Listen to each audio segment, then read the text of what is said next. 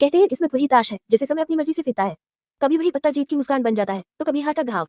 इस कहानी में भी किस्मत ने ऐसे ऐसे दांव खेले कि इंसान का भरोसा टूटता बनता रहा, सपने बिखरते और फिर उसी रात से उम्मीद की लौ जलती रही। ये कहानी है संघर्ष, प्रेम, विश्वासघात, पश्चाताप और अंततः आत्मबोध की, जहां हर मोड़ पर किस्मत ने खेल रचा पर चाल इंसान ने चली।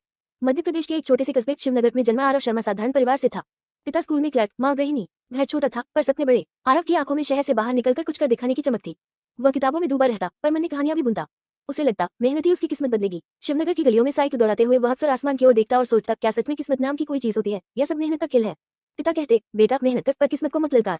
माँ चुपचाप उसके माथे पर हाथ रख देती, उनका विश्वास उसकी ढाल था।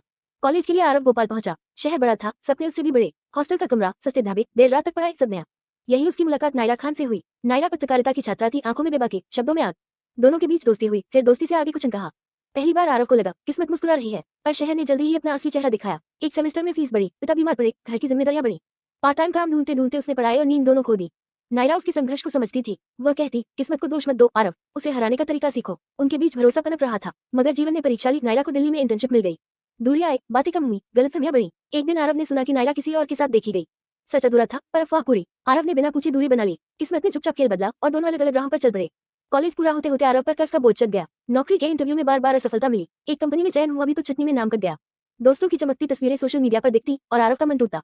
वह सोचता, क्या यही किस्मत है। मेहनत के बाद भी हार। एक रात उसने पिता की पुरानी डायरी पढ़ी। उसमें लिखा था, किस्मत बहाना है बेटा, हार मान लेना अपराध। ये शब्द उसके भीतर गूंजते रहे। आरव ने लेखन शुरू किया, पहले ब्लॉग, फिर छोटे वीडियो स्क्रिप्ट। लोगों को उसके शब्द छूने लगे। धीरे धीरे पहचान बनी। एक डिजिटल मीडिया स्टार्टअप ने उसे कंटेंट राइटर के रूप में रखा। तनख्वाह कम थी पर आत्मसम्मान लौट आया। यही उसकी फिर मुलाकात नायरा से हुई एक प्रेस मीट में।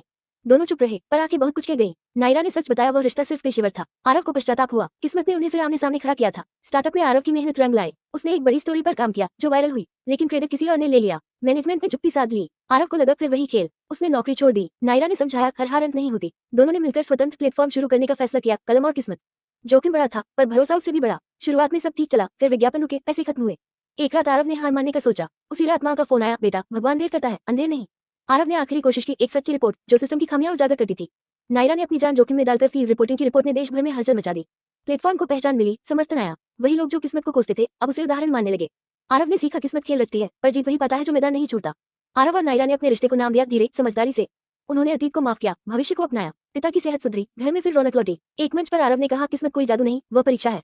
जो टिक गया वही पास हुआ। तालियां गूंजी। कहानी यही खत्म नहीं होती, क्योंकि किस्मत का खेल चलता रहता है। पर अब आरव डरता नहीं था। उसने खेल समझ लिया था। किस्मत वही आईना है जिसमें इंसान अपना हौसला देखता है। ये कहानी उन सबके लिए है जो गिरकर उठने की ताकत रखते हैं, क्योंकि आखिर में खेल किस्मत का नहीं, इंसान के विश्वास का होता है।